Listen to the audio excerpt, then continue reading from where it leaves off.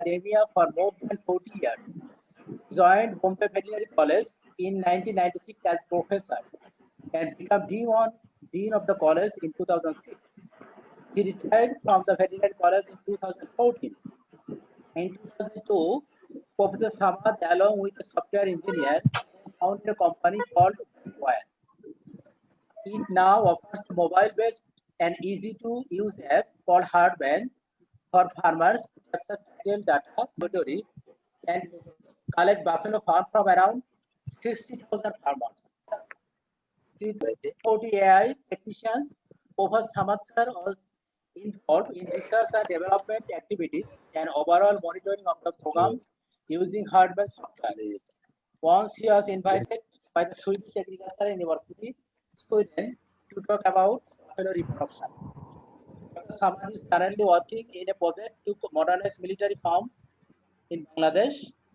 So I welcome sir and thank you very much for agreeing to talk on the buffalo farming. In this meeting, we have also invited experts on buffalo production health for our university research, colleagues, entrepreneurs, departmental colleagues, and discussions to contribute in the discussion. I would like to mention them by name, humbly request them to be precise on discussion and comments on that so we can manage the time. It's already 30 minutes late. At the end, our colleague Professor Ahsanullah will make a concluding remarks. So I think we have already, I'll just speak the name. We have as a panelist, we have a Professor Mohammad Farooq sir, we have Professor Mohammad Samsuddin sir, we have Mohammad Najimuddin Chaudhary. He is a buffalo farmer actually, and he is ex-secretary of the Ministry of Power and Energy and Mineral Resources. We have Professor Kabul Islam Khan from Sivasu, Dr. Kazim Tulaks, ex-DG of BLRI, Professor Nasrin Sultana Joina from Bangladesh Agricultural University, Muhammad Hassan Talukdar, Bangladesh Agricultural University, Monju Sarkar from PKSF, Dr. Shobik Rahman from DLS and American Dairy, Mohammad Pitam Das from Milk Vita, Hirona Vishwas from DLS, Gautam Kumar Ted from BLRI, Dr. Khalil Rahman from Jesus. Thank you very much, and I apologize because we have a misunderstanding with the time about between Bangladesh and actually it is my fault because maybe I didn't clarify it. So sorry again. Sir, you can start now, sir, your presentation. Thank you. Thank you very much. Like to welcome all the participants for today's webinar.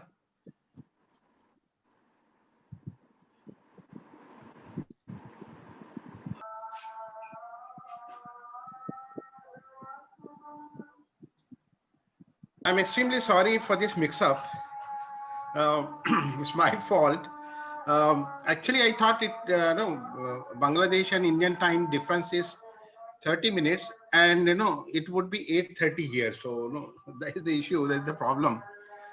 Anyway, what I'll do today, I'll try to condense my lecture in such a way that I'll skip a few common things which probably you can get from any book or from website, and would focus more on my personal experience and what work I have been doing.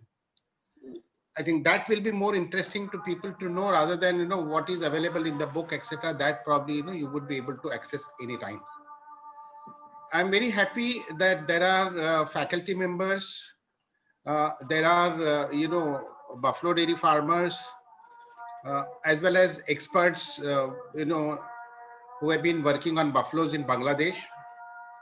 I think look forward to a very good interaction. I'll take you through the total domain of the production change. What are the differences? What we have done, and how we have been successful in using buffaloes in commercial dairy farming. So that is what I'll try to emphasize today. You see, buffalo population as per 2019 is around 109.85 million, whereas the cattle population is around 200 million. So you can see almost buffalo population is half of cattle. The female buffalo population is 92.6 million. So you can see most of the buffaloes that are reared are females, and male buffalo rearing is restricted to only certain northern states. Uh, and those are the states where buffaloes are also used for draft purpose. Uh, in milk, buffaloes are 36.57. So you can say almost 38%, 37, 38% are, in milk buffaloes. And if I look at the replacement stock, that is the young stock, up to 3 years of age, they constitute around 20%. So 20% plus, around 38, 48%, 38% to 48% would be the milk in milk animals. Now, dry animals are around 20%. This I'm talking about the livestock census analysis. So basically, in case of buffaloes, since there is no taboo on culling of buffaloes and selling it for slaughter, and there is also export of buffalo meat. India is the topmost exporter of buffalo meat, and I think even in export of meat, if you consider globally, India ranks second or third. In spite of the fact that we cannot cull cattle, and cattle meat cannot be exported. So predominantly it is buffaloes. And if you look at the productivity of buffaloes compared to cows, when it comes to buffaloes, I usually don't mention it in terms of kg or liters of milk, because that is not a correct comparison. For simple reason that if you add fat and SNF, that is total solid, buffalo total solid is almost twice that of buffalo. And therefore, if you consider the metabolic activity, buffalo is going to perform for yielding that much of milk, it will be twice of that of cow. So I would always equalize. When I compare, I would equalize buffalo milk with the cow milk by multiplying it by 1.8 or 1.85 times. That is how I look at. So if you consider that the per animal productivity in buffaloes is higher than even crossbred cows. Of course, indigenous cows productivity is extremely low. So that is the reason when you consider total contribution of milk from buffaloes, it ranges from 52 to 54% of the total milk produced. That is half of the population, but producing 54 to 55% of the total milk production. And then another advantage with buffalo is that spent buffalo, that is buffalo which is become unfit, infertile, or buffalo which is not giving milk, dry buffalo, unproductive buffaloes, they can go for slaughter easily. So farmer is going to earn extra money from it. Buffalo milk fetches better price than cow milk. So if cow milk is 25 rupees per liter, buffalo milk will be somewhere around 35 to 38 rupees per liter. So from all these angles, the buffalo appears to be commercially more viable for farmers compared to cattle. However, if you look at the government policy, buffalo is treated stepmotherly. Cows get all the attention, cattle gets all the attention in terms of budget, in terms of programs, in terms of research, and buffalo gets neglected. And I think that is also one of the reasons why buffalo productivity is increasing, because there is no government intervention. Same as poultry. In poultry, there is no intervention of, there are no, government programs. There is no budgetary provision for poultry, and therefore poultry is, flushing. So on the same analogy, I always tell that, please don't look at, buffalo, let it, grow by itself. And buffalo is, growing, every year, the buffalo is growing quite well. I'll only mention about show you the photographs. I'll not describe them because you can get this information anywhere. This is the most important breed. It's called as Mura. The second breed is Mehsana. So these are the two common breeds which are favored by farmers because of their good productivity. The production will be around 3,000 to 3,200 kg of milk, which will be equal to around 6,000 kg of cow milk. So they are quite high producer. Then this is another one, Surti. This is Jafrabadi. It's a very these are many buffaloes are coming from the western part. There is, let's say, Haryana, Punjab, then Rajasthan, and then and then Gujarat. These are the breeding tract for buffaloes, and most of the buffaloes are coming over there.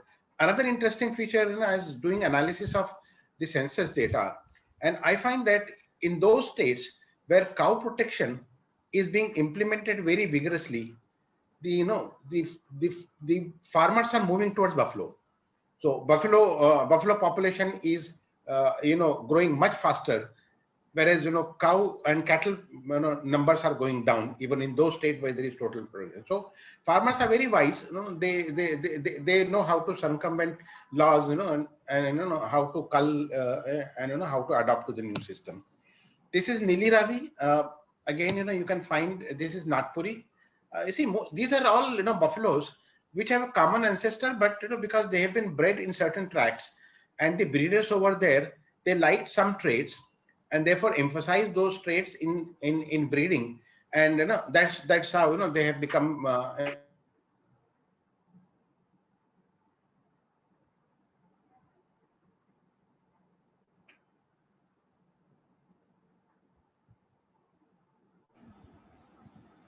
Sorry, can I hear you, sir? Hello. This buffalo. Okay. Is that it is in western part of Maharashtra, bordering Karnataka, and this buffalo is famous because the farmer will take this buffalo door to door, or he would be standing in a chowk, and people will come and demand for half a kg of milk. So half a kg of milk will be withdrawn. That's it. And then after half an hour, another fellow comes, half a kg of milk, again milking is done. So this particular buffalo is used to that. So it will keep on, sending pulses of oxytocin and letting down, unlike, other buffaloes where you have to milk them, continuously. So this is the peculiar characteristic of this buffalo. Milk composition of buffalo, again, I'll not go into detail, but I have shown you here that buffalo is also seen in many other countries now. I think in 1920s, 30s, buffaloes were taken to Italy and some other South American countries, as well as Brazil. But their buffalo is being milked and bred for a particular type of cheese which is called as mozzarella cheese. And this mozzarella cheese is white, and it's a very prime for pizza. So it's quite popular. So and even here in India, most of the buffaloes you'll find are being reared around peri-urban areas. Buffalo milk is not actually favored for milk for milk products. Buffalo milk is basically consumed as milk, and mostly it goes into hotels and others where it is used in tea because of total solids, and because of whitening property, it's favored in its use is favored in tea. So that's a clear-cut difference, that the cow milk goes either for direct consumption or it goes for processings like other products, whereas 90% of the buffalo milk will go as a liquid milk, and it will be consumed as liquid milk. Those people who are used to buffalo milk would never like cow milk, because the taste and other characteristics of buffalo milk is totally different. These are the riverine buffaloes. You must be knowing there are also buffaloes which are swamp buffaloes, but we are not going to talk about that. We are going to talk about the water buffaloes or riverine buffaloes. Now these buffaloes are well known for wallowing. here, what I have shown here, that they have got a habit of wallowing, but since now wallowing provisions are not readily available because these water bodies have really dried up. So you will not find many buffaloes now going for wallowing. Most of them have now adopted for barns, so they are all confined to barns, and they would remain there, and mostly they would be washed with water whenever there is heat, etc. Now they have thick black skin color that absorbs more solar radiations which are high in the region, and that's why in areas where there is high sun rays, these buffaloes are favored because they can refract the solar radiations. They don't have a lot of hair, very sparse hair, and this is is inadequate to insulate buffaloes from high temperature. This is one of the problem, that buffaloes are very prone to high temperature. So whenever the temperature goes up, you'll find buffaloes will be going into heat stress unless and until you take some strategies to mitigate the heat stress.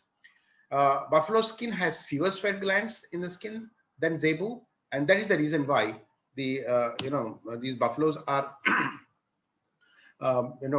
they have problem related with heat stress.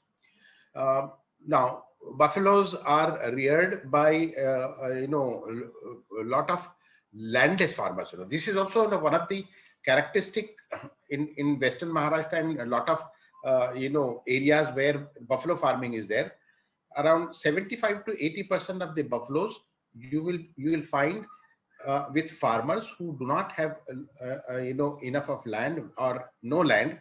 They are basically landless laborers, and they have a tie-up with the field where they are working, and especially in those areas where there is sugarcane sugarcane cultivation. There they have a tie-up that they will get sugarcane tops daily as the feed for the buffalo after the end of the work. So you'll find all these landless laborers coming out of the field, going to their home with stack of sugarcane tops, sometimes even whole sugarcane, and then that will be fed to the buffaloes, and they would be having 1 or 2 or 3 buffaloes. There are very few farmers who have come up with commercial farms with 50, 40 buffaloes, but most of the farmers would be having under 5 buffaloes. So that is basically this system, and feeding of buffalo is mostly on crop residues, and it is on some concentrate. So about that also we will be discussing in some time. This is the Chitle farm where I have been working, where I've been associated with last 20 years. This is the farm which is totally computerized, and when we wanted to go for a computerized farm, everybody over there said that don't go for it, buffaloes are very wild, buffaloes cannot remain loose, they fight a lot. Then another thing said that buffalo would never be amenable to milking machines, you'll have lots of problems. But then we decided that no, we should have a demonstration farm. So this is the farm where everything is computerized. Right from feeding to cleaning, everything is computerized for buffaloes. Buffaloes are loose, and they roam around. And in last 15-20 years of our work, we have found that all those myths we were associating with buffaloes, like they are seasonal breeders, they don't grow very well, their maturity is late. All those are all false. Those was all because we were not giving attention to the nutrition, attention to that.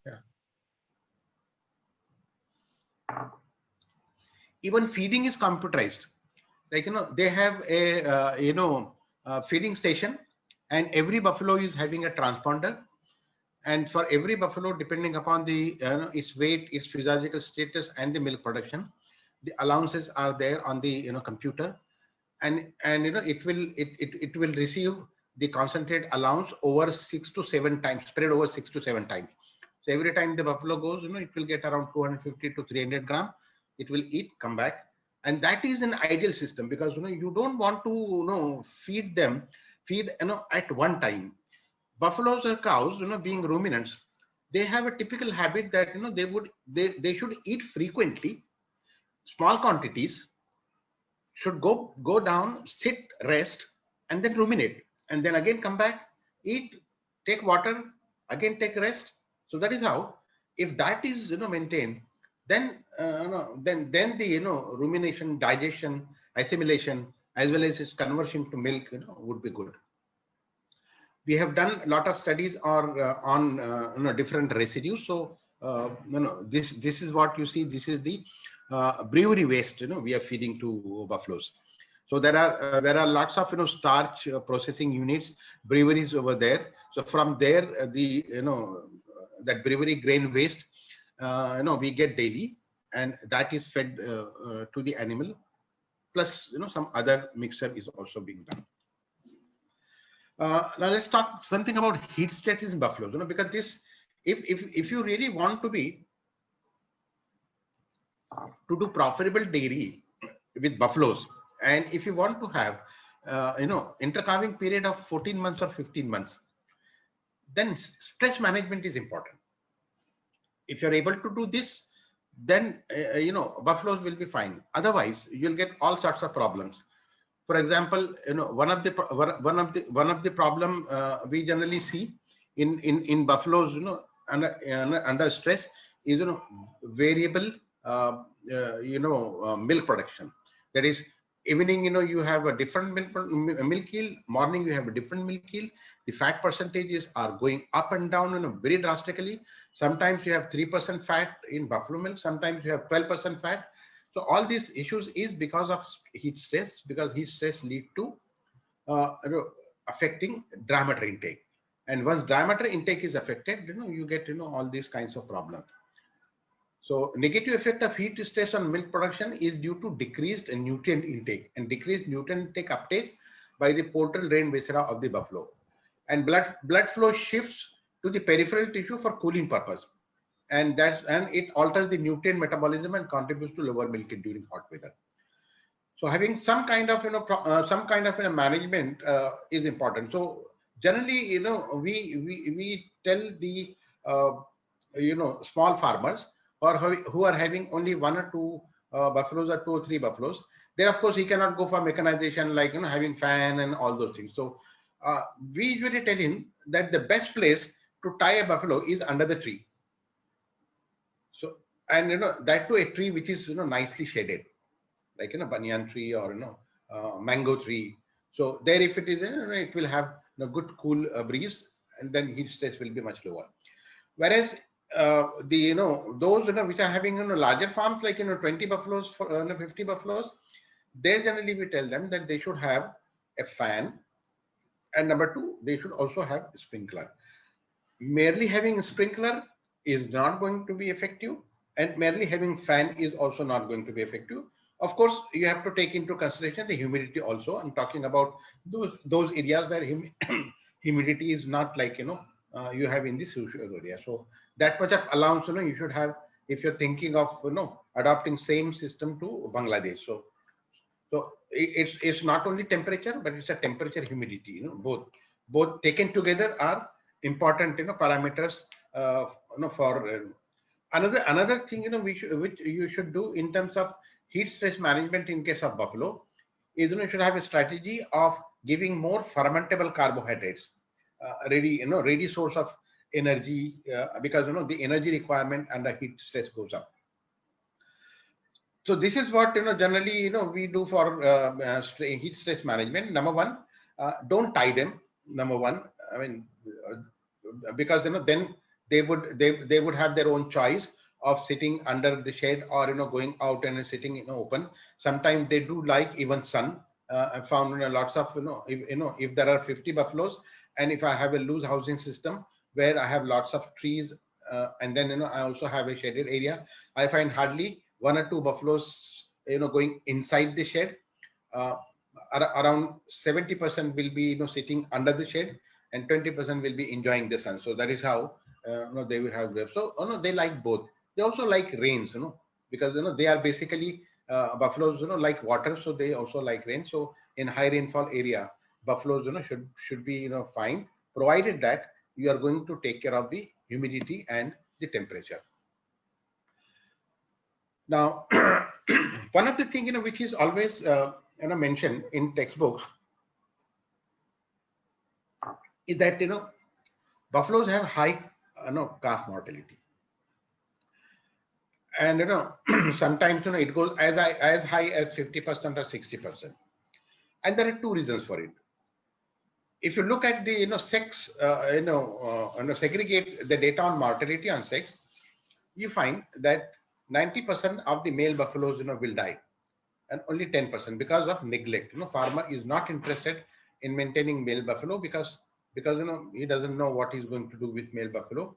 Generally, rearing a male buffalo for purpose of meat is not very much practiced over here.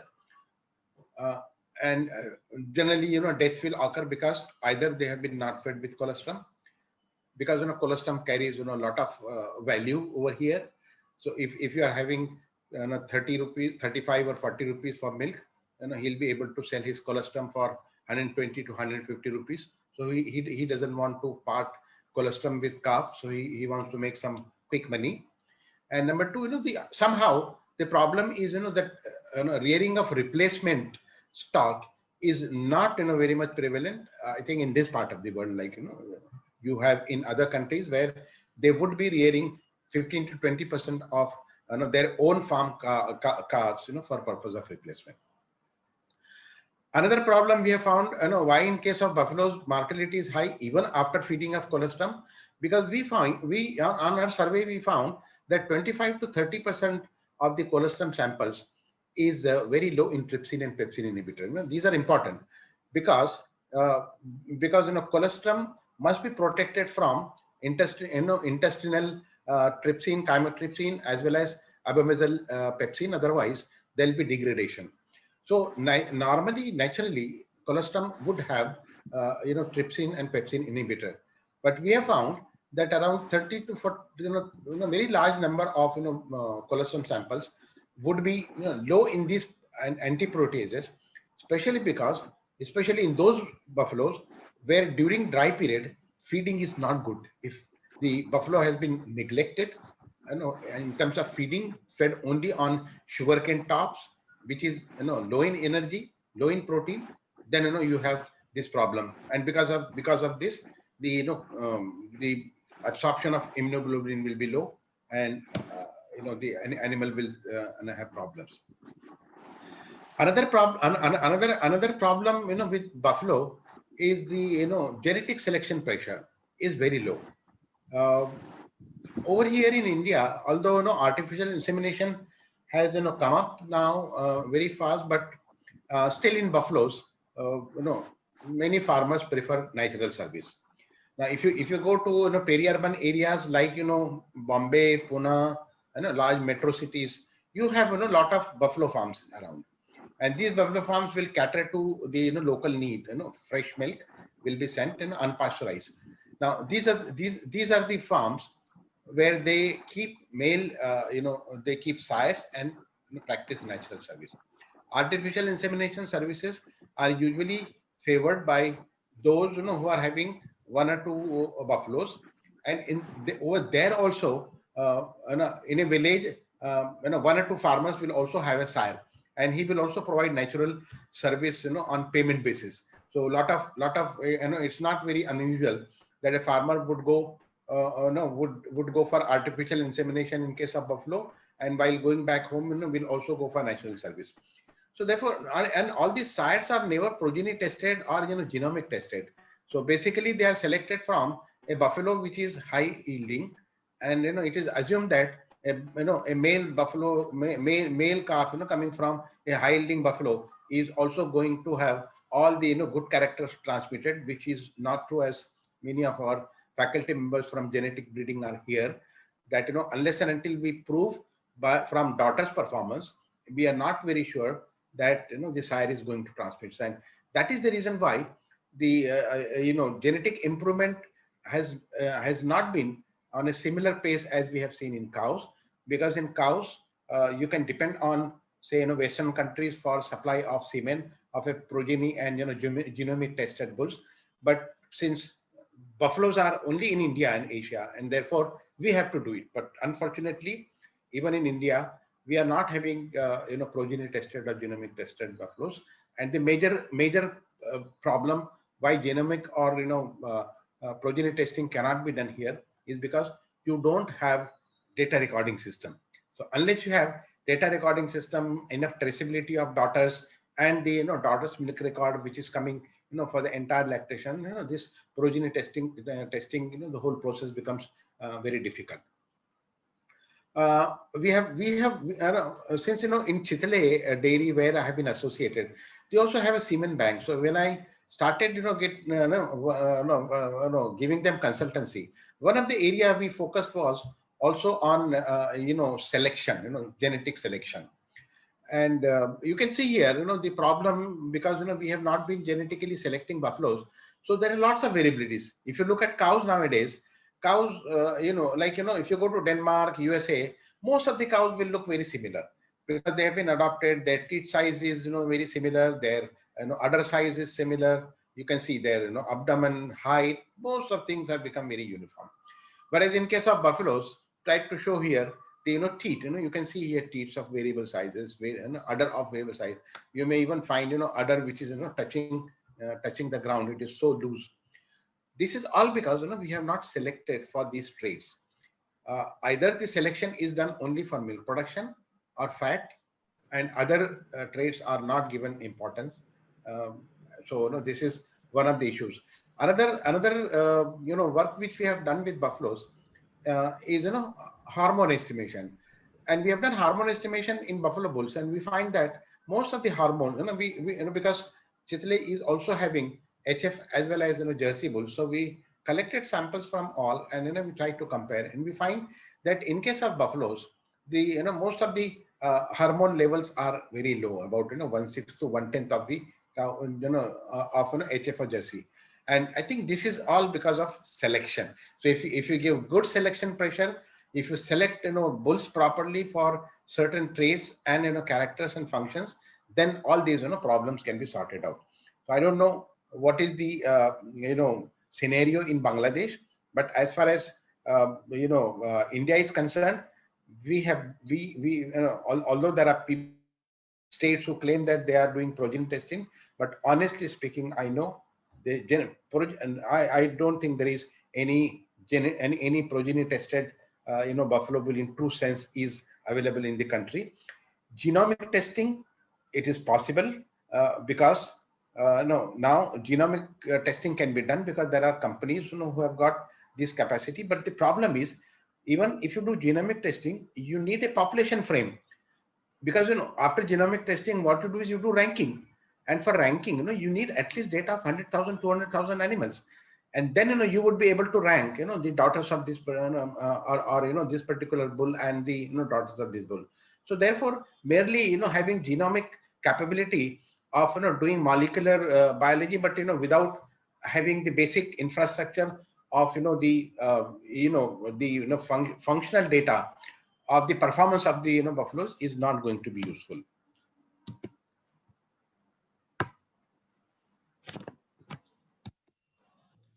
These are some of the hormones levels. I'll not go into details because these are all from published, to find it from different sources. Now I'll come to basic digestive differences. This is again, I think if you have got a buffalo production course in undergrad or in graduate studies, probably these things you must be giving to your students. Now buffaloes are better cellulose converter than cows, and this is one reason why the landless laborers they prefer buffalo, because whatever is available, if it is given to buffalo, it will still give 2.5 to 5 kg of milk. So that's why they are very happy. So sugarcane top or whatever residues are available, crop residues, soybean straw, any straw you give, the buffaloes are very comfortable and they'll be able to digest. I have also done one study with Indra in France, where we had a project where we had collected common feed samples in India, and then we performed a what is called that in situ study, wherein buffaloes were fistulated, Jersey cows were fistulated, HF cows were fistulated, and then we performed in situ study here. Then I took the same samples to INRA in France, and then there also a similar studies were done, and then all these samples were taken to France, and then we estimated all those, and based on that study we have found that on all parameters buffaloes are better digester of even very low quality fodder. So that is one thing which I wanted to convey to you. We have also done one survey where we tried to find out how much energy the farmers are giving to cows or to buffaloes. Cows, I mean Jersey cows or HF cows and buffaloes. And we found that as per the compared to requirement, the cows, crossbred cows are getting around 60 to 70% of their actual requirement. Whereas in case of buffaloes, we find that the feeding standard is much higher. So we find that if buffalo is giving milk, then farmer is not only feeding crop residues, but it's also feeding lots of cakes and chunies, protein sources. And because of that, the energy level is good. So the care given to buffaloes is always greater than the care given to cows, because of the value to the milk which they are going to get. There are also a lot of work done on rumen microflora, and it is and the conclusion is that the buffalo rumen microflora is much better in terms of quality and digestibility. They have greater rumination time.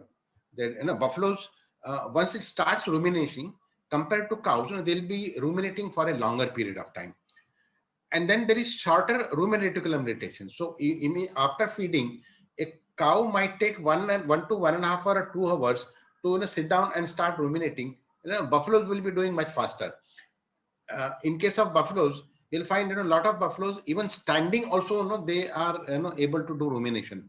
So if you go to a farm having 50 buffaloes, you'll see a lot of these buffaloes standing and ruminating. Another issue with buffaloes in India is that 90% of them are tied. We have tried all kinds of extension work, but somehow people are not still convinced. They feel that buffaloes would be fighting with each other, especially those buffaloes having long horns. Farmers are very skeptical, so they are tied. So most of the time they are tied. They don't give them water 24 hours. Water is given only twice in a day. Feeding is again twice in a day, and some residues will be kept before them. Now when we started working with lots of farmers, and I found that field research data was not available for buffalo.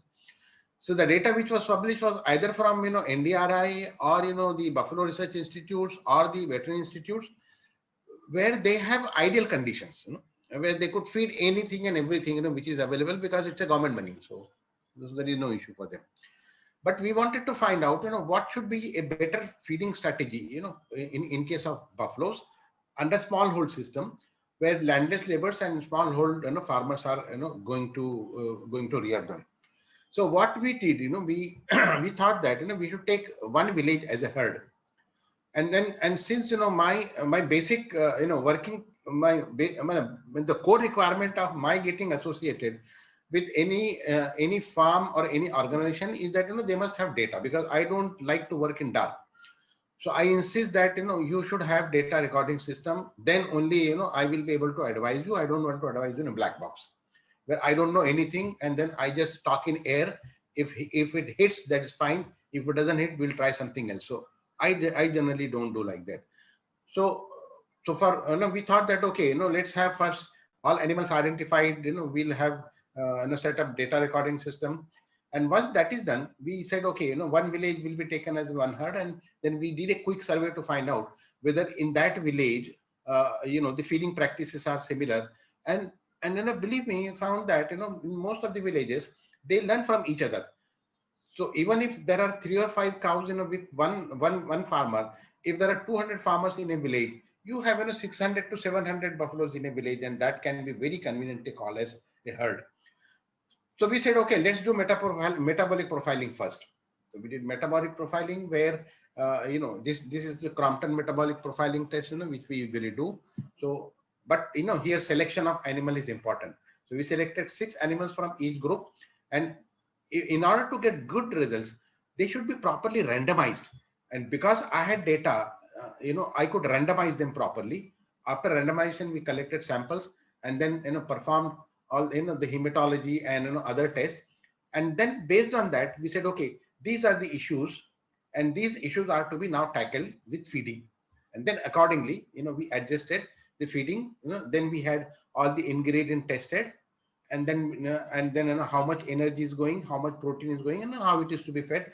And then we went to a feed company and said that, okay, now you would be preparing a customized concentrate mixture for us, for our region, because they are getting basically this much of protein, this much of energy, and we would like to compensate for the requirement by giving your concentrate 3 kg or 4 kg depending upon the productivity. Something very interesting I found in metabolic profiling was that we generally focus more attention to calcium, and in all those areas where I have done metabolic profiling, I don't find calcium a problem at all.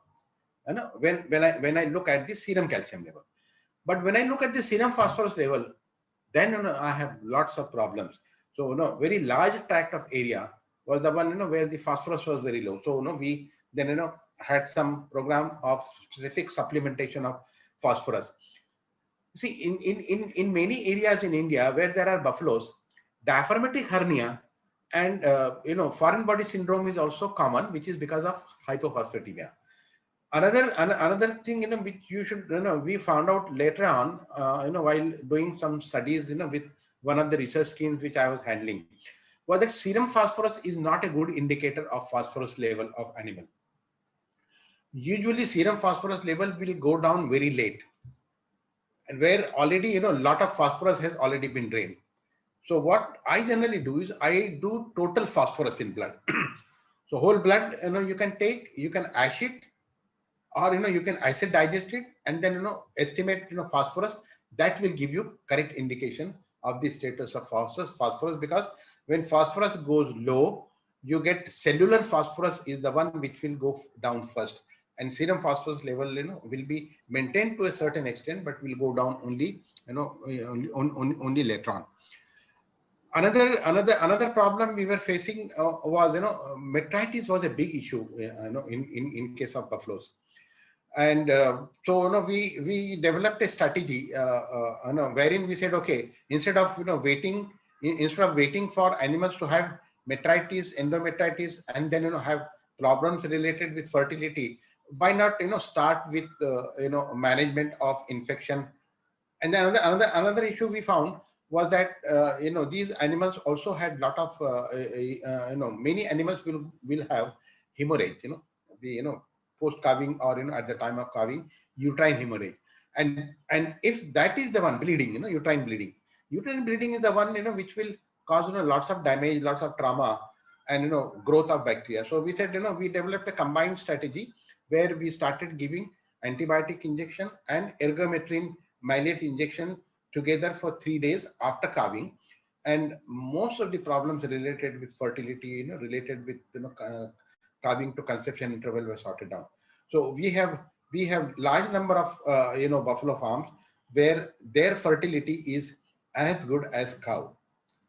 The reproductive indices, performance indices are as good as cows because of these kind of management which we have done. These are some of the production and reproductive parameters. The age at first maturity, first heat 30 to 40 months, age at first calving 50 to 60 months. This is national average I'm talking about. I'm not talking about areas where we have worked, where we have been able to bring it down substantially. We have got even buffaloes where the age at first calving has been brought down to 30, 32 months, 34 months, 36 months.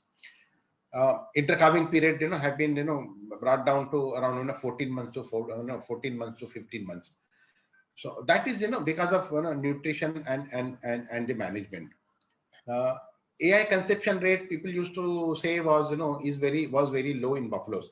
So we just, made a little change that instead of inseminating, in 12 hours, you know, we extended the insemination period to 18 hours.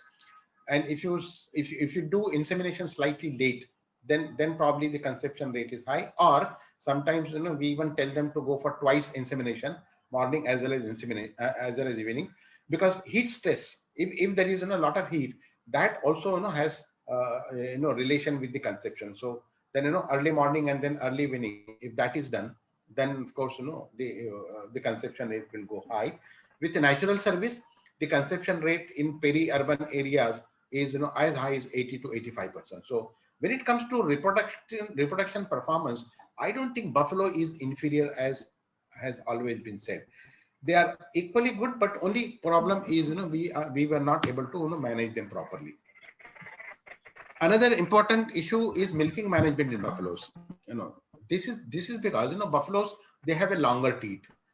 Teeth are thicker. They have longer teeth canal, and they are collapsed and limp. Uh, this work was done at Chitle, one of the candidate from Uppsala, Sweden. He had done his PhD study, in Chitle Dairy on buffaloes. Santosh Thomas. Probably many people may be knowing about him. So there, our concern was to find out, what happens, in first 6 minutes of letting down. So all the hormones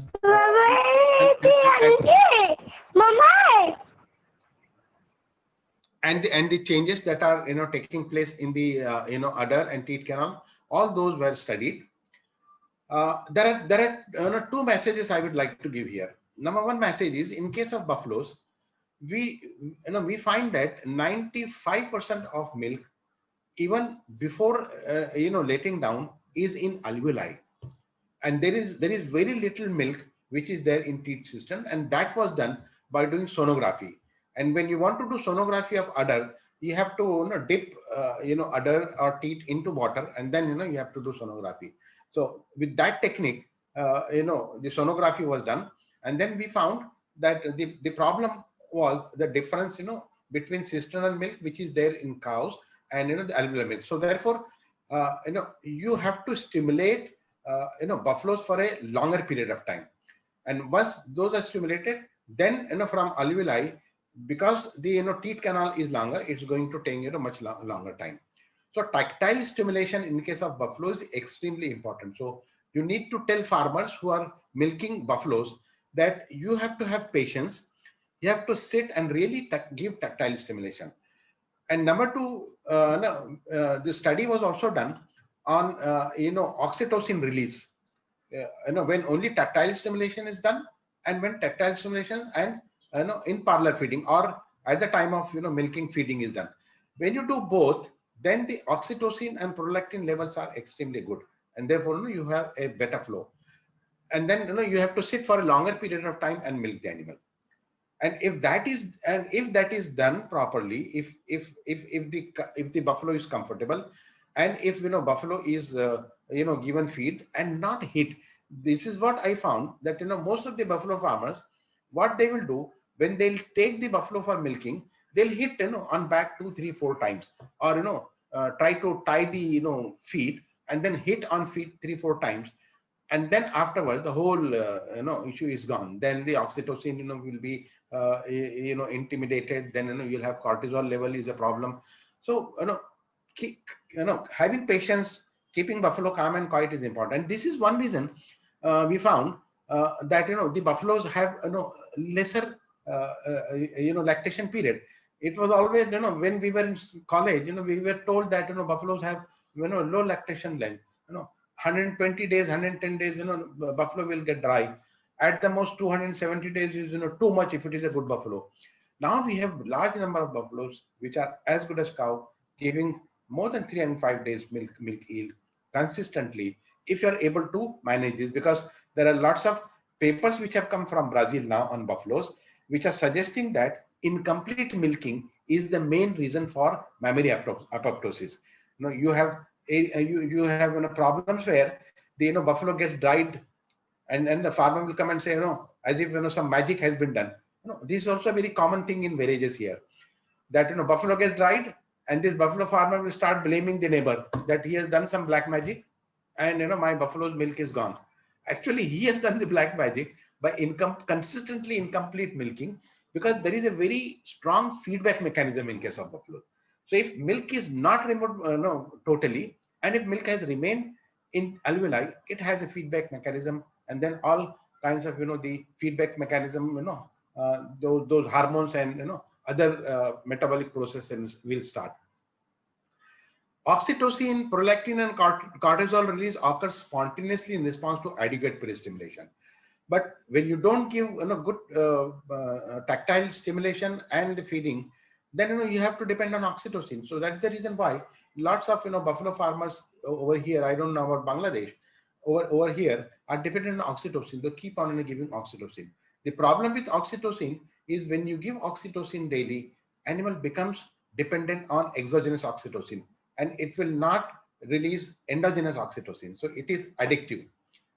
And then if it is addictive, then it becomes more dependent, and you don't know how much oxytocin is being given, because most of the oxytocin available for veterinary use are not really oxytocin.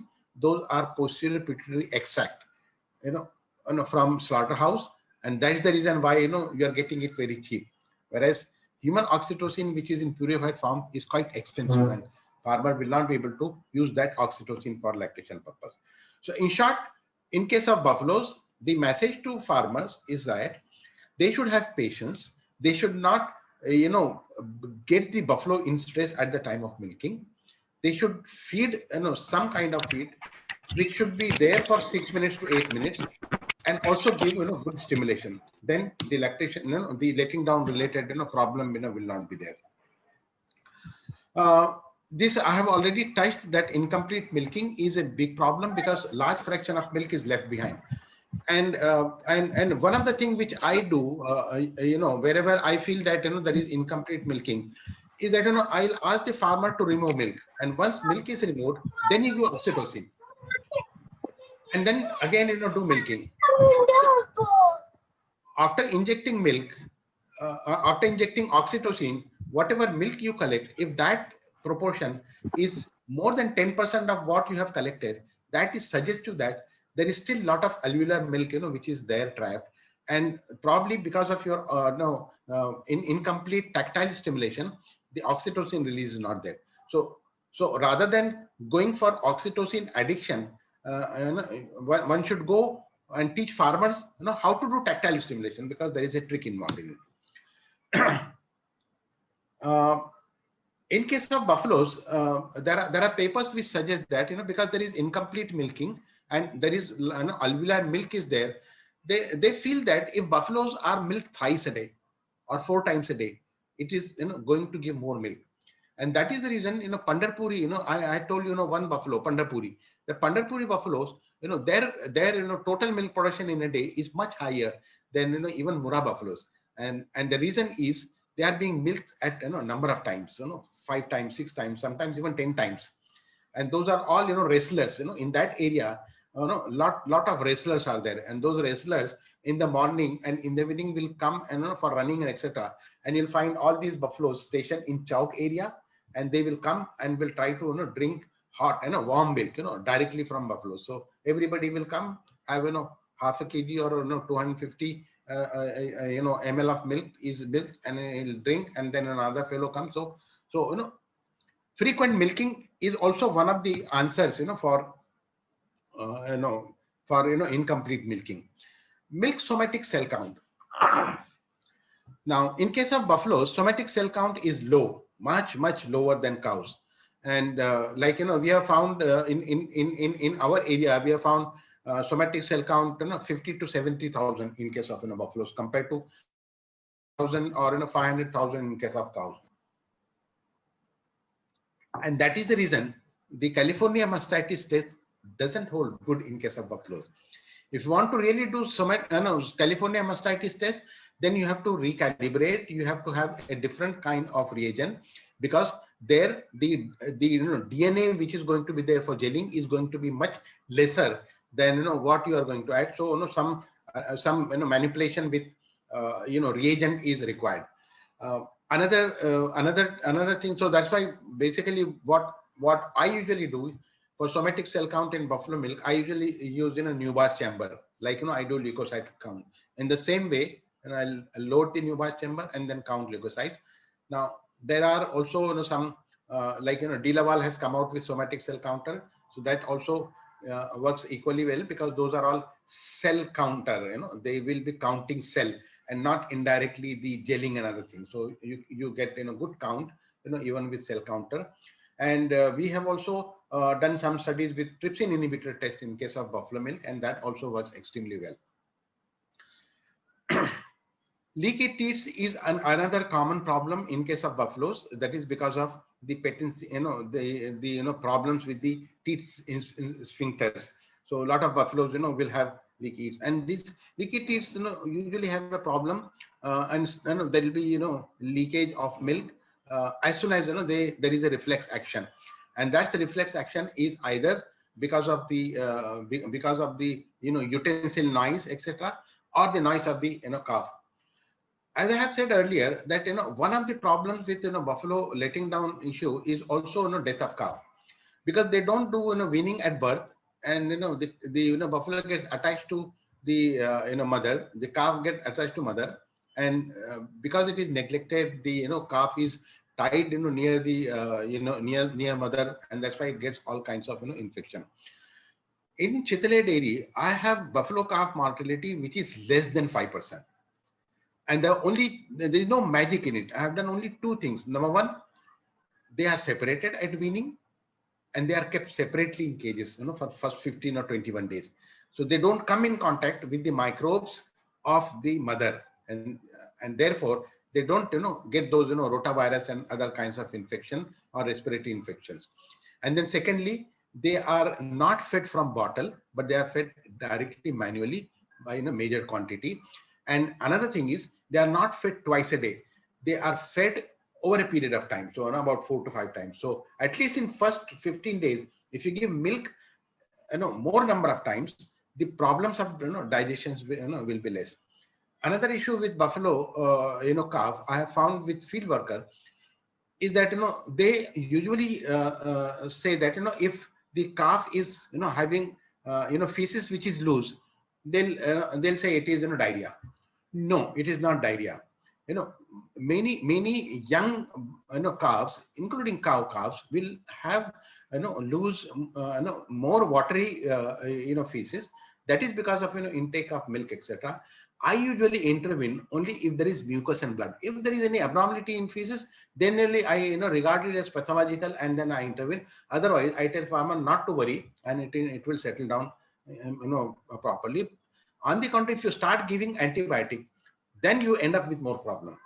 And there are a lot of studies I have done in my own farm where I have found that calves that are getting antibiotic more frequently for treating diarrhea rather than some other interventions, the recovery period is much longer.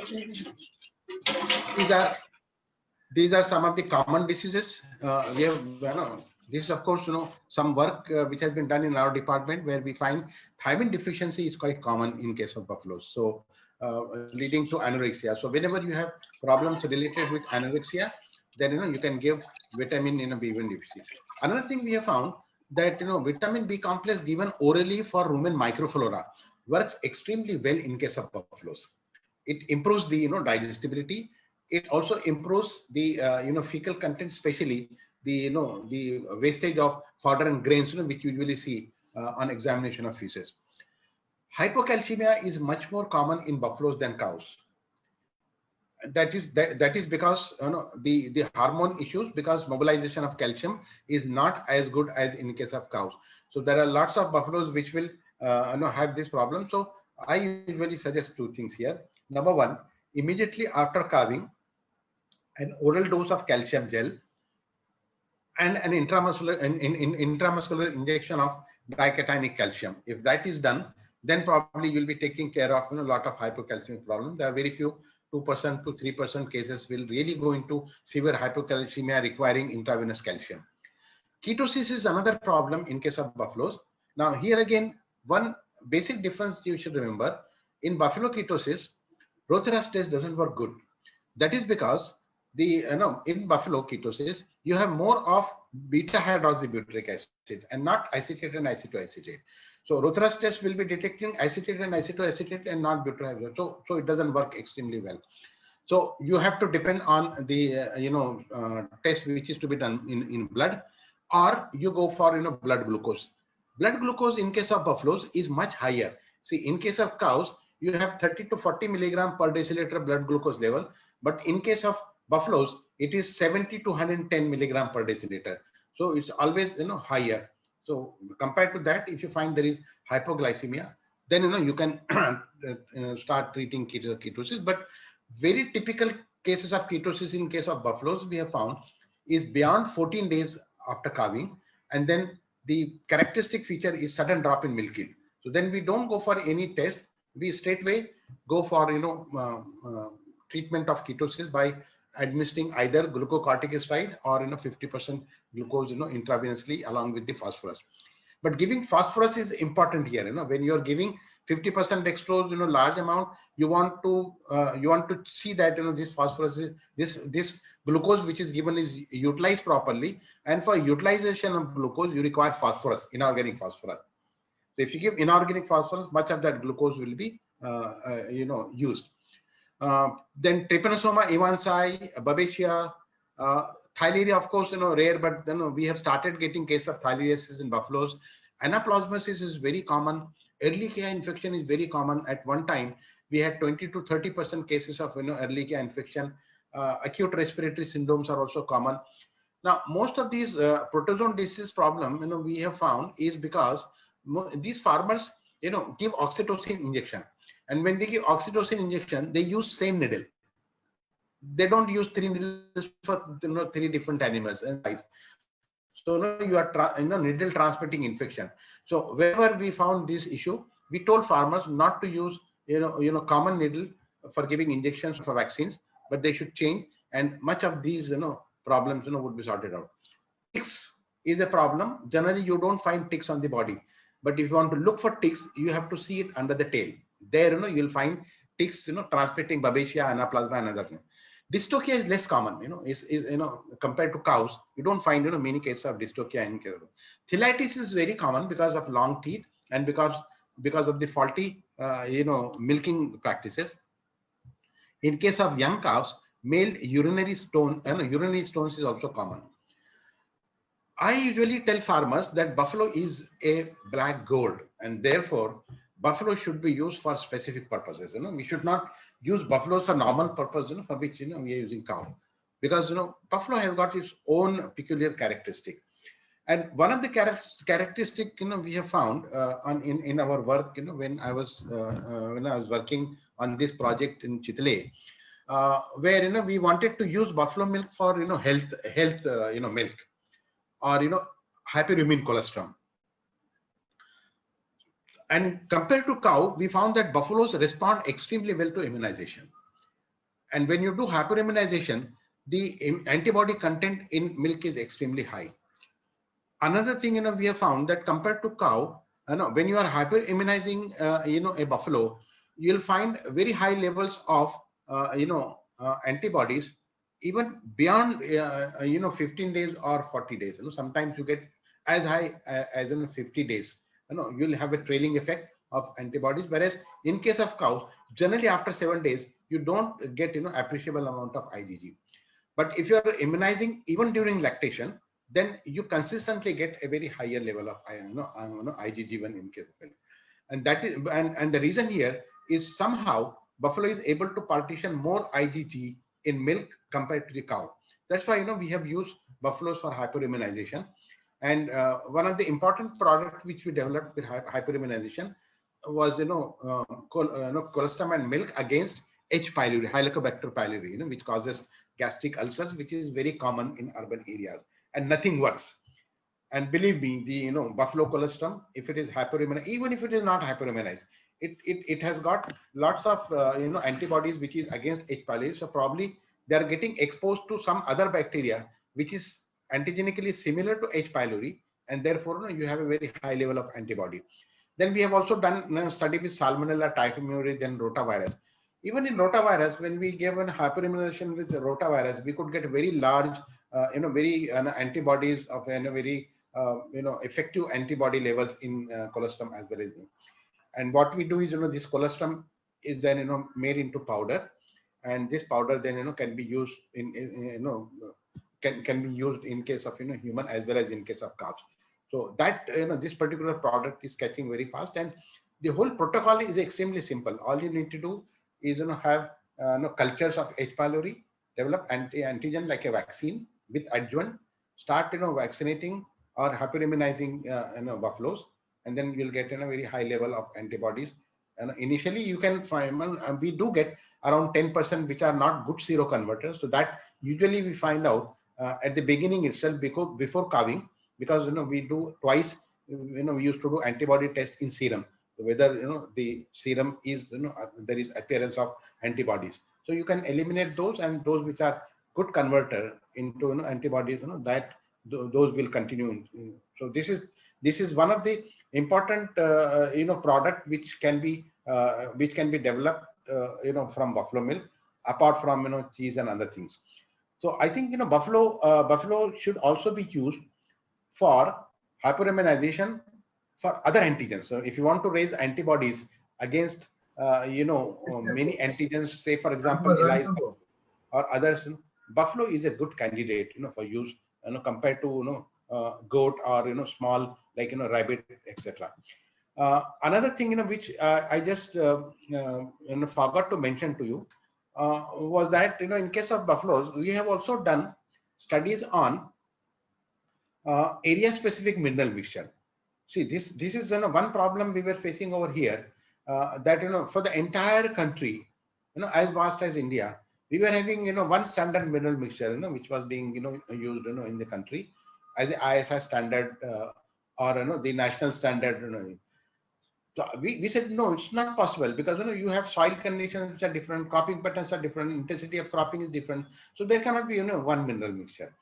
So therefore, what we did was, we profile for the minerals, directly into first taking from blood, and then few samples from plant, and then we compared, and then we found out that there are lots of differences, in the regions as far as the minerals are required. There are some areas where some minerals are extremely comfortable, good, but deficient in some. In case of buffaloes, we found that the requirement of iodine in case of buffaloes is much higher than cows, nearly twice that of cow. And the problem with most of the mineral mixture is that they have iodine, which is potassium iodide. Potassium iodide is not stable. It sublimates much faster. So at the end, after 2 months or 3 months, if you take the mineral mixture and try to do estimation of iodine, you'll find nil. Lots of buffaloes have this problem, and this was the problem for which I got introduced to Chitale. In Chitale area, what happened? They had some 20 male buffaloes, and these 20 male these sires, they were collecting semen, and after some time they found that most of these buffaloes were not yielding good semen. They were not keeping in good health. Their feeding etc. was reduced. They tried to contact a lot of people. Everybody came and prescribed something. And when I was introduced, I went over there and looked at the data, and the basic difference I thought was, when majority of the bulls are having the problem, that means it must be a common source problem, and common source problem has to be from feed. So I examined few buffaloes, few of those male buffaloes, and I find bradycardia, cold extremities, very suggestive of iodine deficiency. And then I told them that, okay, what you need to do is I'll prescribe one powder, and that you have to start feeding 1.5 to 2 gram daily, and after 10-15 days you'll have some recovery, and then you can get in touch with me. And then they were surprised. They said, we have called you from Bombay, an expert, and now you're saying a powder which is to be purchased, and that's it, and there are no injections and other things to be given. So for that satisfaction, I said, okay, I'll do serum cholesterol. So we did serum cholesterol. We found serum cholesterol very high, 280, 300, 320 milligram per deciliter. And then I found that, because, they thought that, these bulls require good water. So they were giving deionized water. So deionized water plus mineral mixture, which was having potassium iodide. So their iodine content was, the iodine, availability was very less. So somehow, they told me later on that, we thought, okay, since you have come, we should try, whatever you have given. Although they have, spent lakhs of rupees on different kinds of medicines which are prescribed. From there, I took up this clue and then did a lot of study with iodine deficiency in case of buffaloes in that area, and I found that iodine deficiency is very common. That is because of two things. The requirement of iodine is twice that of cow, and number two, mineral mixture containing potassium iodide, you have to be very skeptical. You have to ask them to add potassium iodate, which is stable. I think with this, I'll end my presentation and will be very happy to answer questions. Thank you very much, sir.